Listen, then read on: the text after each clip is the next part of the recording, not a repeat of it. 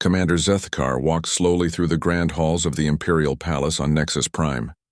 His forearms carried the weight of 1,000 battles, and his blue skin showed scars from wars across the galaxy. Today, he had been called to speak before the War Council about something that kept him awake at night.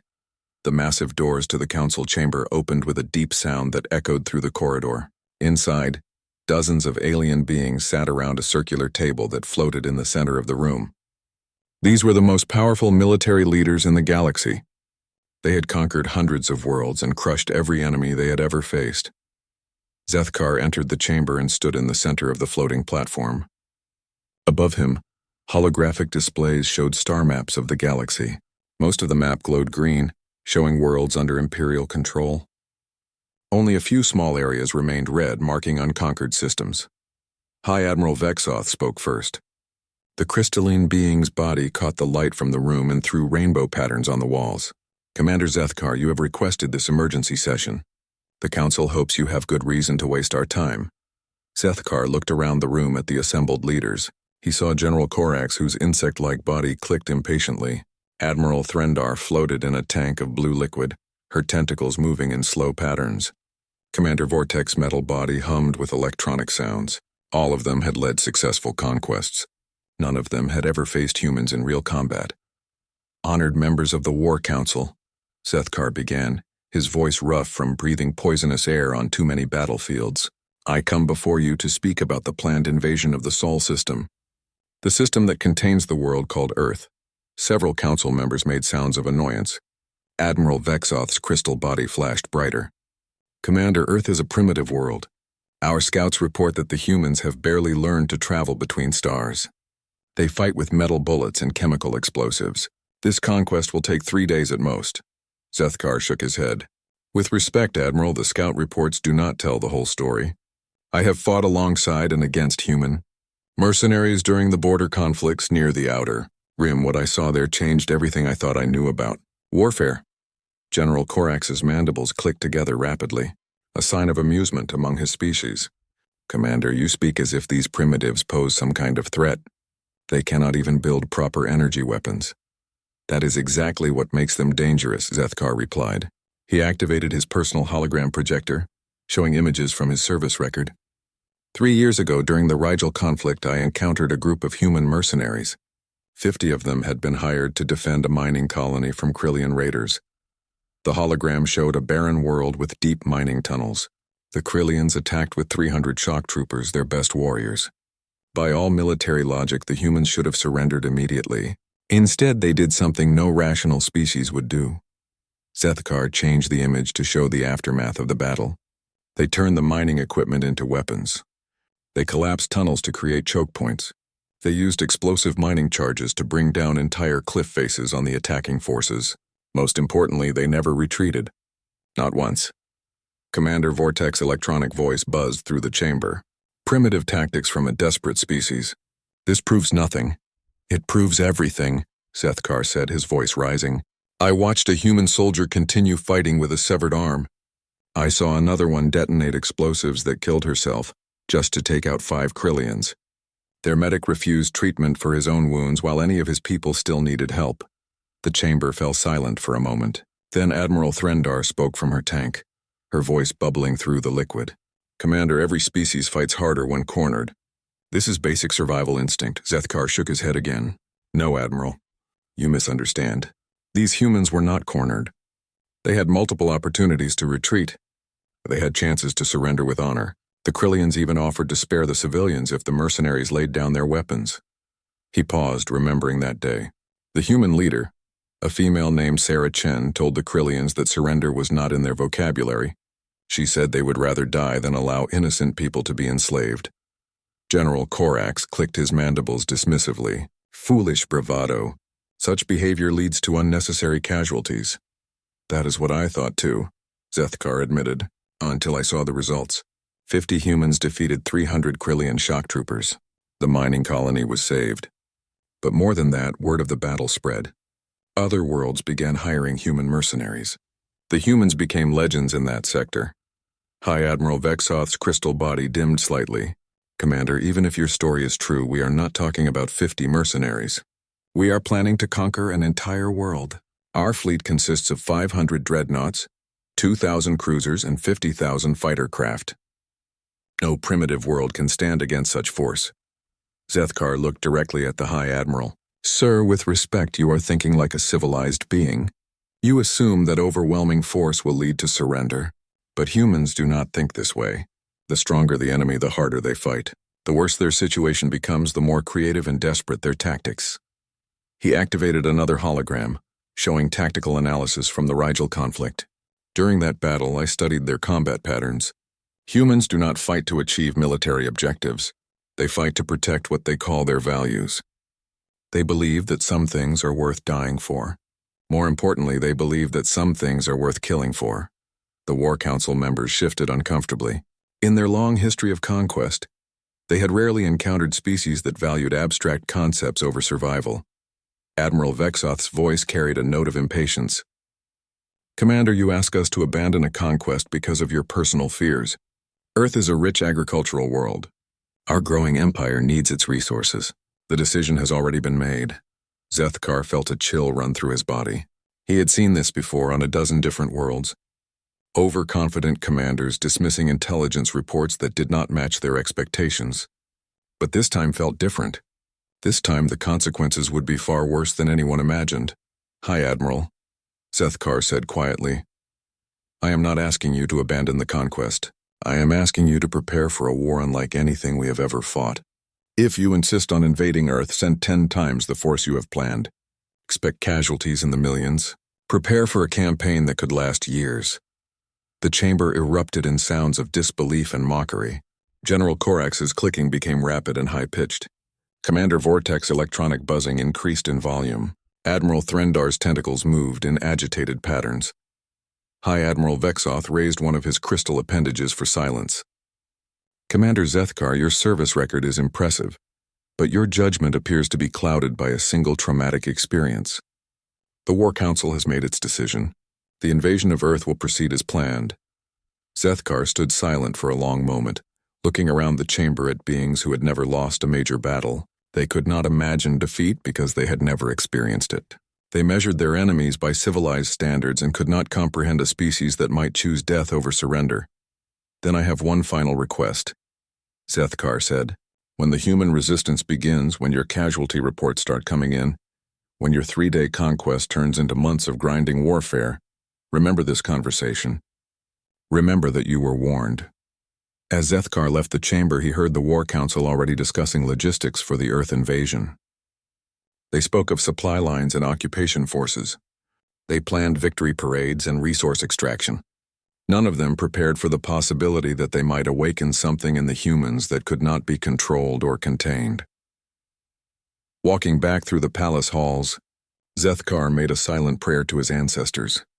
He prayed that he was wrong about the humans. He prayed that his fears were just the paranoid thoughts of an old soldier. But deep in his heart, he knew that the galaxy was about to change forever. 3 months after the War Council meeting, the Imperial fleet dropped out of hyperspace at the edge of the Sol system. The sight was magnificent and terrifying. 500 massive dreadnoughts formed the backbone of the fleet, each one the size of a small city. 2,000 cruisers spread out in perfect formation, their weapons already charging. 50,000 fighter craft swarmed around the larger ships like angry insects. Admiral Vexoth stood on the bridge of his flagship, the Inevitable Conquest. The crystalline being's body glowed with satisfaction as he watched the tactical displays. Every ship was in position. Every weapon system showed green. This would be the fastest conquest in Imperial history. Communications, open a channel to the planet, Vexoth ordered. The main screen flickered to life, showing the blue and green world called Earth.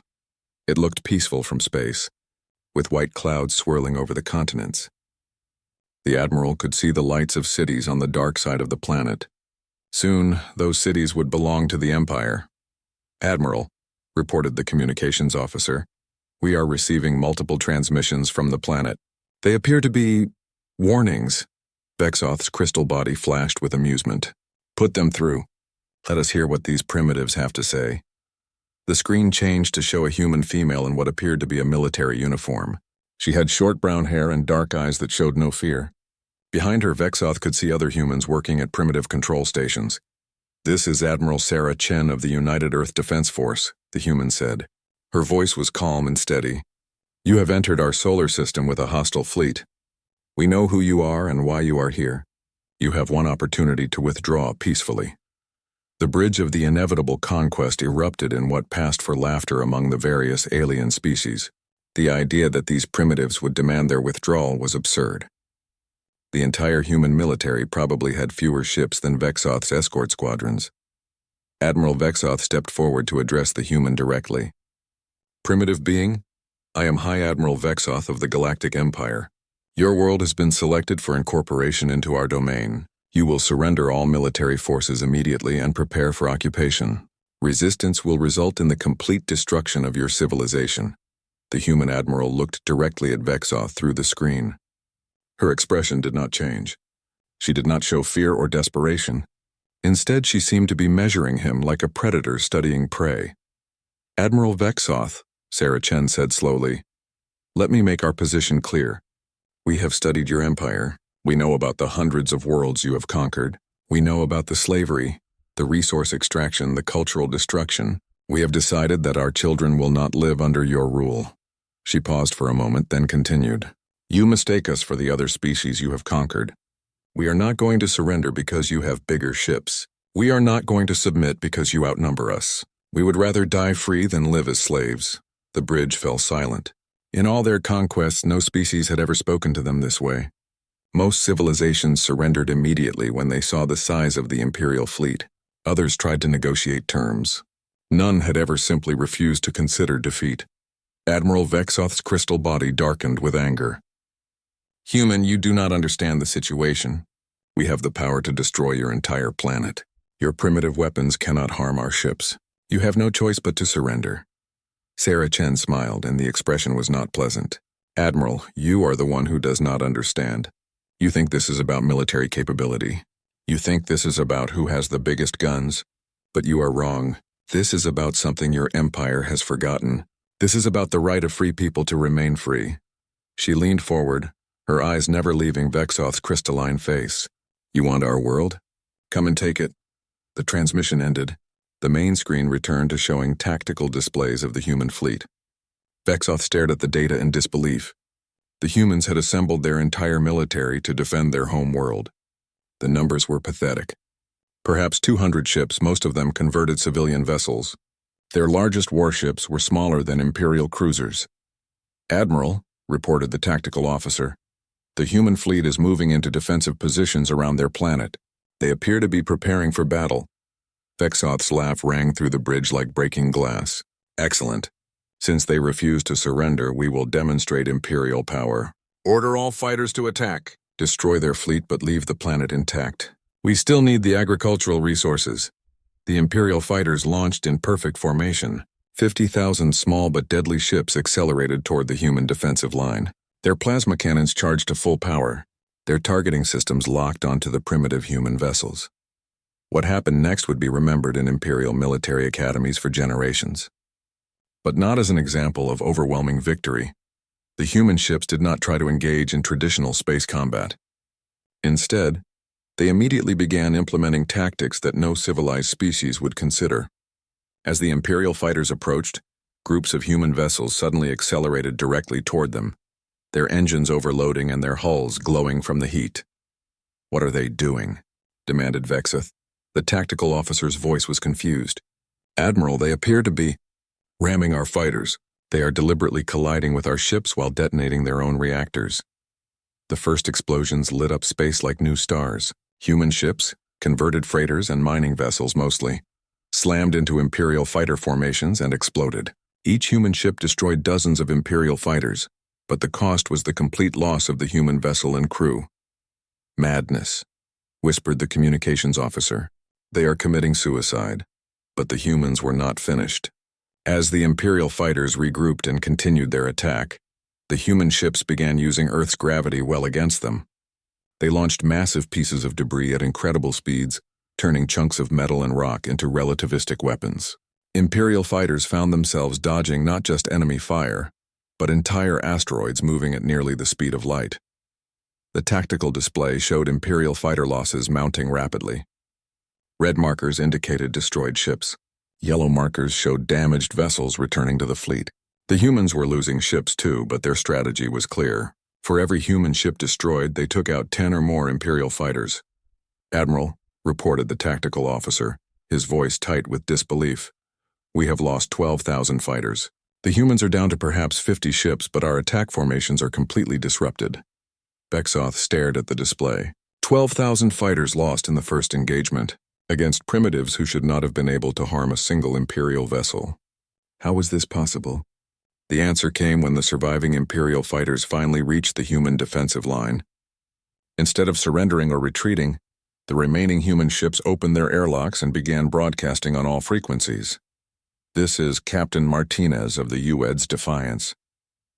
My ship is crippled and my crew is dead, but we have rigged our reactor to overload. Any Imperial ship that comes within 1,000 kilometers will be destroyed." Similar messages came from other human vessels. Ships that should have surrendered were instead turning themselves into bombs. Captains who should have been begging for mercy were instead daring the Imperial forces to come closer.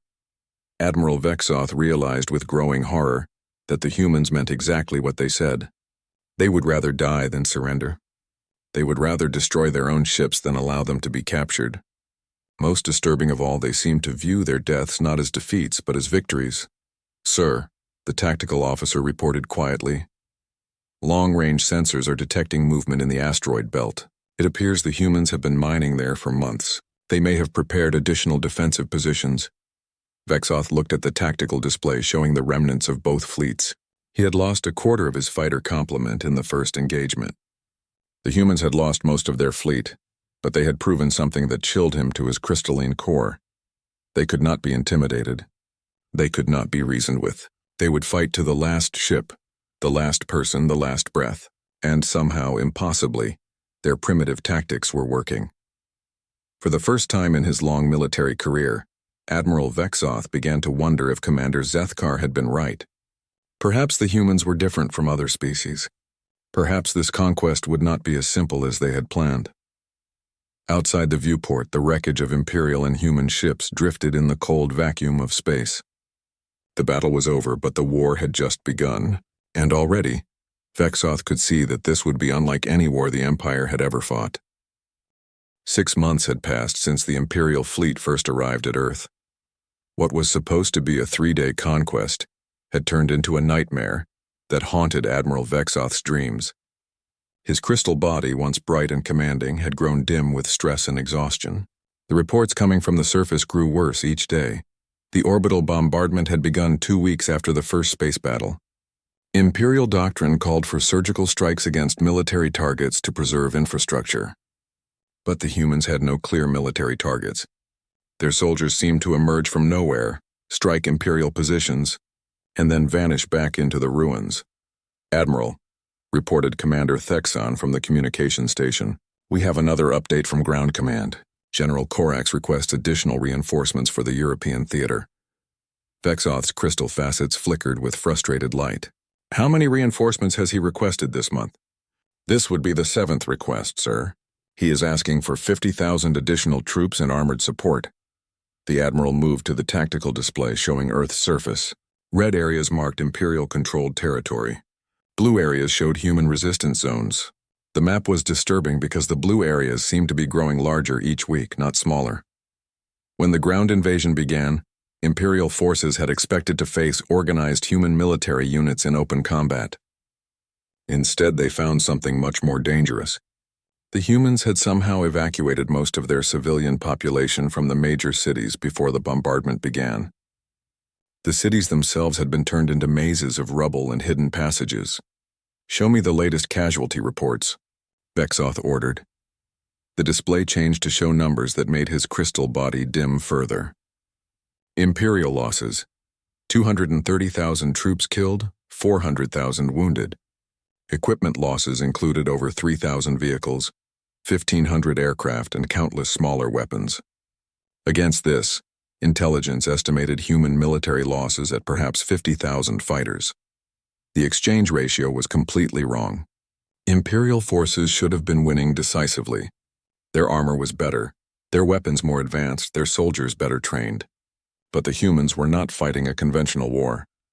Admiral, the communications officer continued, General Corax also reports that the humans have begun using new tactics. They are somehow predicting our troop movements and setting ambushes. Yesterday, an entire battalion was destroyed when they entered what appeared to be an abandoned building. Vexoth had read that report. The building had been rigged with explosives in a pattern that brought the entire structure down on the Imperial troops. But the disturbing part was that human fighters had been hiding in tunnels beneath the building. When Imperial rescue teams arrived, the humans emerged from below and attacked them too. What about the captured human soldiers? Vexoth asked. Has intelligence been able to extract useful information? Commander Thexon's mandibles clicked nervously. Sir, that has proven problematic. The humans refuse to provide intelligence even under torture. Several have killed themselves rather than risk revealing information. Intelligence reports that their minds are extremely difficult to read using standard neural probes. This was another disturbing development. Most species broke under interrogation within hours. The pain sensors and survival instincts that kept individuals alive also made them vulnerable to questioning.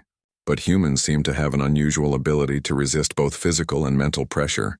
The worst report had come from a captured human medic. Imperial interrogators had tried everything to make him reveal the location of human command centers. When traditional methods failed, they brought in his wounded comrades and threatened to let them die without treatment. The human medic had looked directly at his injured friends and told them he was sorry, but he could not betray the resistance. His friends had agreed with him. Sir, the tactical officer interrupted, we are receiving an emergency transmission from the surface. General Corax requests immediate orbital support for his position. The main screen switched to show the feed from General Corax's command unit. The insect-like being's carapace was cracked and covered in dust. Behind him, Imperial soldiers were firing frantically at targets that could not be seen on camera. Admiral, General Corax's voice was strained. Human forces have surrounded our position in what they call New York. We estimate at least 5,000 fighters, but they seem to be appearing from everywhere. They are using the destroyed buildings as cover and emerging from underground tunnels we did not know existed. Vexoth watched the tactical display. Corax's division had been advancing through the human city for 3 days. Intelligence had reported the area clear of major resistance. Now the general's entire force was trapped in what the humans called an urban canyon, surrounded by ruined skyscrapers that hid countless snipers and rocket teams. General, you have air support and heavy weapons. How are 5,000 primitives containing an entire division? Corax's image shook as an explosion occurred nearby. Admiral, these humans do not fight like any enemy we have encountered. They do not hold fixed positions that we can target. They attack, fade away, and attack again from a different direction. When we bring down a building, they retreat through tunnels and emerge 3 blocks away. The general paused to duck as weapons fire passed overhead. Worse, they seem to know our tactics better than we know theirs. They anticipate our movements and have prepared positions everywhere we might advance. It is as if they have been planning this defense for months. That is impossible, Vexoth said. Our invasion was planned in secret. No information could have reached them in advance. Sir, Corax replied, with respect, these humans have surprised us before. They seem to understand something about warfare that we do not. They fight as if every building, every street, every piece of rubble is a weapon to be used against us. The transmission cut to static as another explosion occurred near the general's position. The tactical display showed that Corax's division was completely surrounded. Imperial doctrine called for immediate extraction when forces were cut off from supply lines. But extraction would mean abandoning expensive equipment and acknowledging that human forces had defeated a full Imperial division. Vexoth made the decision he had been avoiding for weeks. Order the fleet to begin concentrated bombardment of the New York area. Level everything within 10 kilometers of General Corax's position. Sir, Commander Thexon said quietly, that will also destroy our own forces. The general's division will not survive orbital bombardment. The division is already lost, Vexoth replied, his crystal body pulsing with angry light. At least this way we can eliminate the human forces that destroyed them. The bombardment began 30 minutes later. Imperial dreadnoughts turned their massive weapons toward Earth's surface and began firing. The energy beams struck the human city with the force of small suns. Buildings that had stood for centuries vanished in seconds. The entire area became a field of molten glass and twisted metal. When the bombardment ended, reconnaissance showed that the human city had been completely destroyed. Nothing could have survived the concentrated fire from orbit. General Korax's division was gone, but so were the humans who had trapped them. Vexoth felt a moment of satisfaction. This was how Imperial power should work. Overwhelming force applied without mercy. Perhaps the humans would finally understand that resistance was futile. His satisfaction lasted exactly 4 hours. "Admiral," the communications officer reported, "we are receiving transmissions from human forces across the planet. They are broadcasting on all frequencies." The main screen showed a human female in a damaged military uniform. She was standing in what appeared to be another ruined city, but she showed no fear or despair. Behind her, other humans could be seen working to clear rubble and tend to wounded. "This is Colonel Sarah Martinez of the Earth Defense Force," the human said. "To the Imperial forces currently occupying our world, we have a message. You have just murdered 50,000 of our people in New York. We want you to know that we will remember this. Every single one of our fighters will remember this." She paused, looking directly into the camera. "You think that orbital bombardment will make us surrender? You are wrong. You have just shown us that you are exactly what we believed you to be. You are murderers and slave masters who destroy anything you cannot control." Martinez gestured to the ruins behind her. "You see destruction. We see proof that we were right to resist. You see victory. We see the reason we fight. Every person you kill, every building you destroy, every act of brutality you commit, just proves to our people that death is better than surrender." The transmission switched to show scenes from across the planet. Human fighters in other cities were holding up pictures of the destroyed New York area. They were not crying or showing despair. Instead, they looked angry, determined, ready to fight even harder. "You want to know what you accomplished today?" Martinez continued. "You made martyrs out of 50,000 people. You gave every human fighter a reason to fight until their last breath. You turned this war from a struggle for independence into a holy mission for justice." The transmission ended, but similar messages began appearing from human forces everywhere, instead of breaking their will to fight. 1 year after the invasion began, Admiral Vexoth stood in his command center staring at reports that made no sense. His crystal body had grown darker with each passing month, and now barely glowed at all. The conquest of Earth, planned to take 3 days, had become a grinding war that consumed resources faster than the Empire could supply them. "Admiral," Commander Thexan reported, "long-range sensors are detecting unknown ships approaching the Mars staging area. The energy signatures do not match any known Imperial or human designs." Vexoth moved to the tactical display. Mars had been turned into the main Imperial supply base for the Earth invasion. Massive warehouses held weapons, ammunition, and equipment for the ground forces. Thousands of Imperial personnel worked to keep the invasion supplied. It should have been the safest location in the system. "Show me the sensor data," Vexoth ordered. The display revealed something impossible. Ships were approaching Mars, but they were moving wrong. Imperial vessels followed predictable flight patterns designed for maximum efficiency and safety. These ships moved like predators, using asteroids for cover and approaching from multiple directions at once. "Sir," the sensor officer reported, "I am reading 15 vessels. They appear to be heavily modified mining ships and cargo haulers, but they are carrying Imperial-grade weapons." Vexoth felt his crystal matrix grow cold. How do humans have Imperial weapons? The answer came 30 minutes later when the unknown ships reached Mars. What happened next would be remembered as the first human offensive operation of the war. The modified ships did not try to engage Imperial forces in traditional space combat. Instead, they implemented tactics that no civilized military would consider. The lead ship, a converted asteroid miner called Freedom's Price, accelerated directly toward the largest Imperial ammunition depot. Its captain, a human named David Chen, broadcast a message on all frequencies as his ship approached. "This is Captain Chen of the Earth Liberation Fleet. We are here to collect the rent you owe for occupying our system. Payment is due immediately." The ship slammed into the ammunition depot at full speed. The explosion could be seen from Earth orbit. The entire facility vanished in a ball of expanding plasma that took out 3 nearby Imperial ships and damaged dozens more.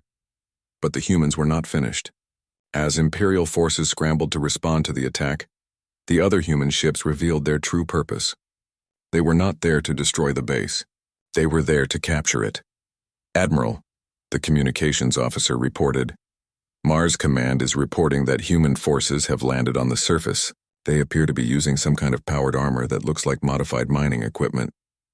Vexoth watched in disbelief as the tactical display showed human forces advancing across the Martian surface.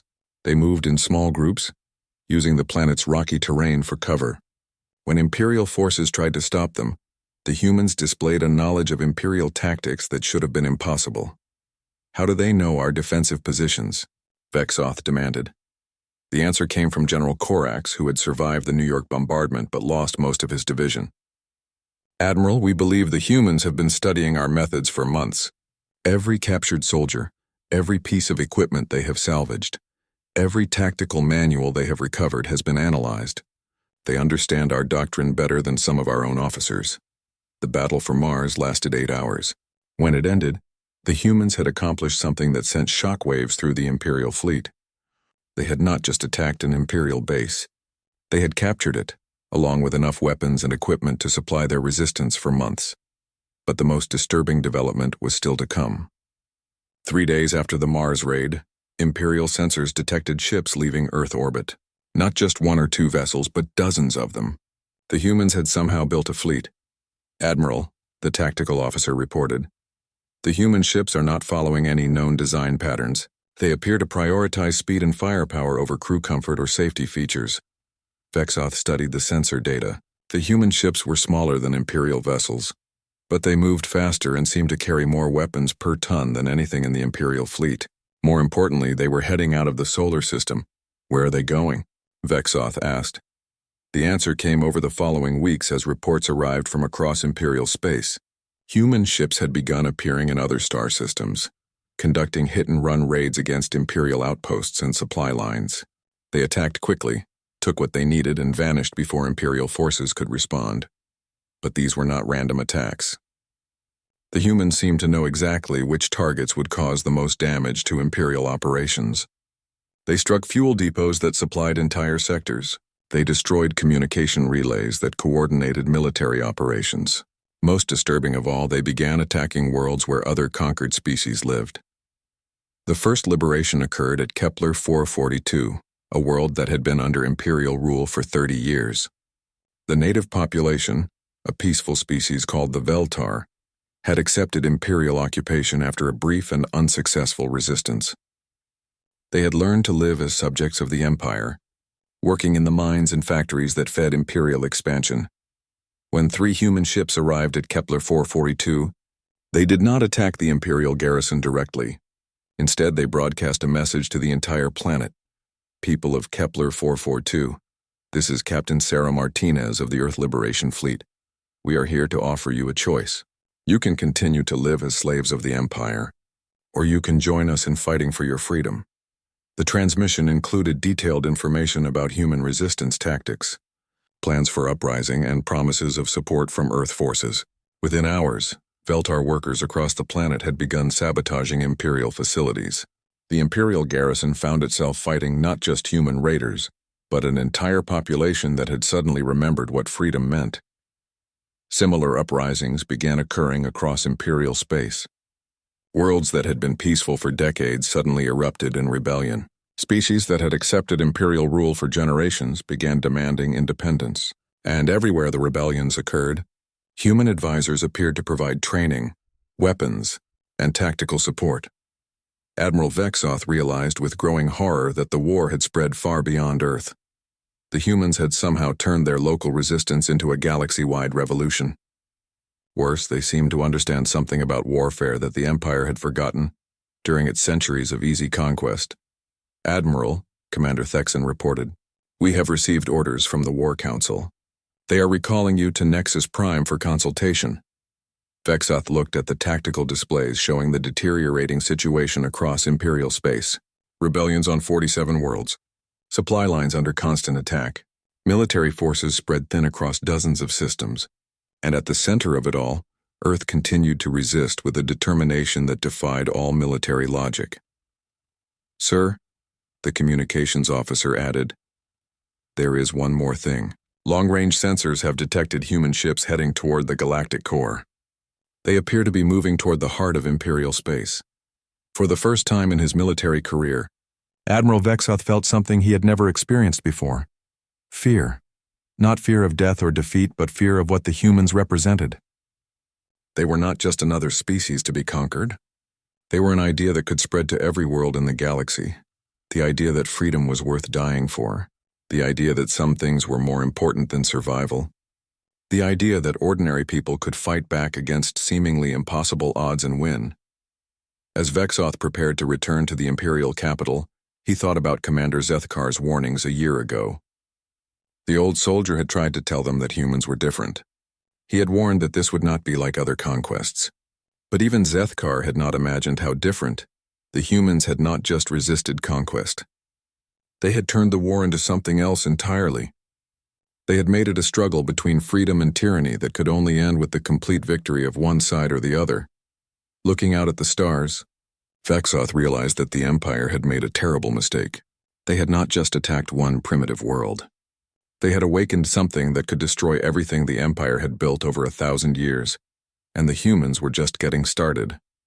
Outside his viewport, Imperial ships continued their bombardment of Earth, but the planet below still showed lights at night, still broadcast messages of defiance, still sent out ships to carry the fight to other worlds. After a full year of warfare, Earth remained unconquered. More importantly, the idea of Earth had begun to spread. Across the galaxy, conquered peoples were looking up at the stars and wondering if they too could be free. The Empire had spent centuries convincing the galaxy that resistance was futile. Now the humans were proving them wrong, one liberated world at a time. Commander Zethkar walked through the halls of the Imperial Palace once again, but everything had changed. The confident aliens who had once dismissed his warnings now moved with fear in their steps. Emergency meetings happened around the clock. Panic filled the air like a poisonous gas. When Zethkar reached the War Council chamber, he found it very different from his last visit. Half the seats were empty. High Admiral Vexoth sat in his chair, but his crystal body was cracked and dim. General Corax's insect shell showed damage from combat. Many of the council members who had laughed at Zethkar's warnings were dead, captured, or missing. Commander Zethkar, spoke High Counselor Threxen, his voice much quieter than before. Thank you for returning to us in this difficult time. We require your expertise about the human situation. Zethkar looked around the chamber. The holographic star map still floated in the center, but now it told a terrible story. Green areas showing Imperial control had shrunk dramatically.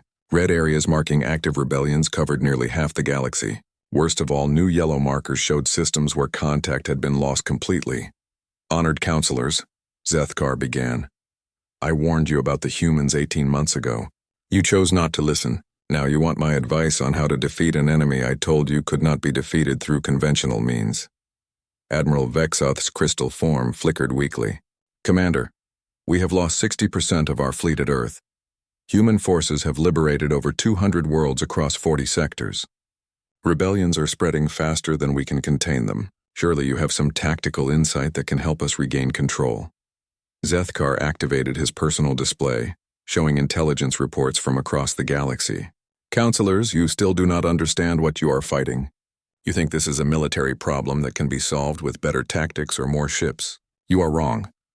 The display showed images from liberated worlds, humans working alongside dozens of alien species, teaching them resistance tactics and helping them build their own defense forces. Former Imperial subjects who had lived peacefully for generations now fought with the same determination as human soldiers. The humans have done something that should be impossible, Zethkar continued. They have taught other species to think like humans. They have spread their philosophy of resistance across the galaxy. You are no longer fighting one species. You are fighting an idea. General Corax's mandibles clicked nervously. Commander, ideas can be defeated. We have superior technology, larger numbers, better resources. Primitive philosophy cannot overcome military reality. Can it not? Zethkar asked. He changed the display to show tactical analyses from recent battles. Look at these reports. On Rigel 7, 5,000 Veltar miners defeated an entire Imperial garrison using nothing but mining equipment and human tactics. On Kepler 442, the population turned their own cities into weapons against us. He paused, letting the data sink in. Most disturbing of all, humans have begun appearing in our core systems. Somehow, despite our superior technology, They have traveled halfway across the galaxy and begun operations near the Imperial capital itself.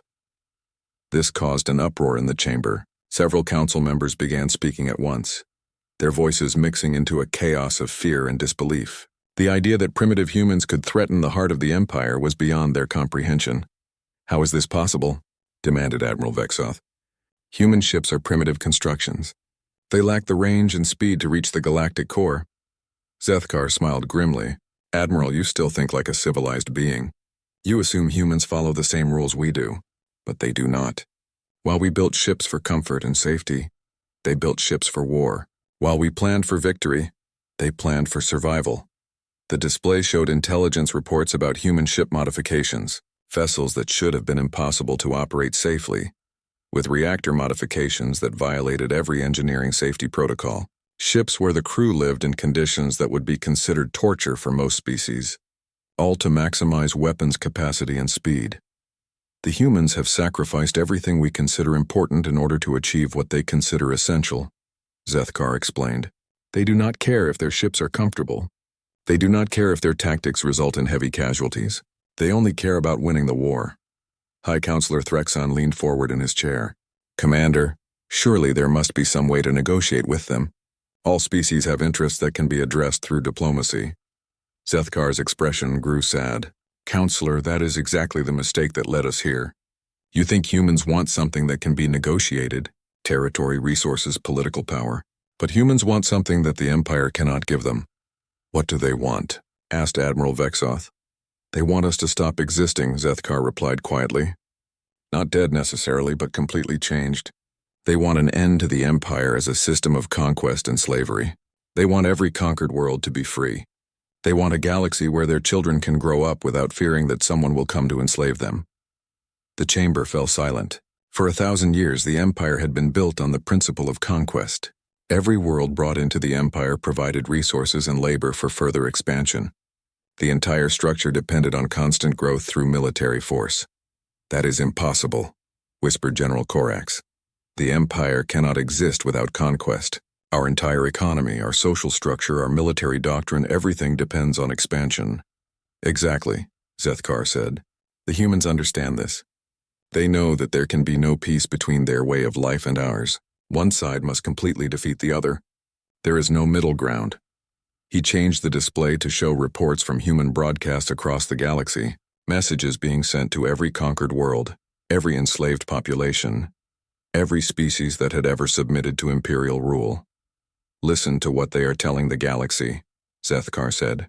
A human voice filled the chamber, translated into Imperial Standard. "People of the galaxy, this is Admiral Sarah Chen of the United Earth Liberation Fleet. We bring you a message of hope. The Empire wants you to believe that resistance is futile, that freedom is impossible, that you must accept slavery to survive. We are here to prove them wrong." The message continued, describing human victories and offering support to any world willing to fight for independence. But what made the council members shift uncomfortably was the tone. The humans spoke with absolute certainty, as if imperial defeat was inevitable. "The Empire has ruled through fear for 1,000 years," the human voice continued. "They want you to believe they are stronger than you, smarter than you, better than you. But we have learned their secret. They are bullies. They only seem strong because no one has ever fought back hard enough." Zethkar stopped the recording. "Counselors, do you understand what you are hearing? The humans are not just fighting us.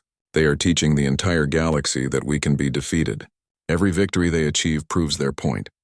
Every world they liberate becomes an example for others to follow." Admiral Vexoth's crystal body pulsed with frustrated light.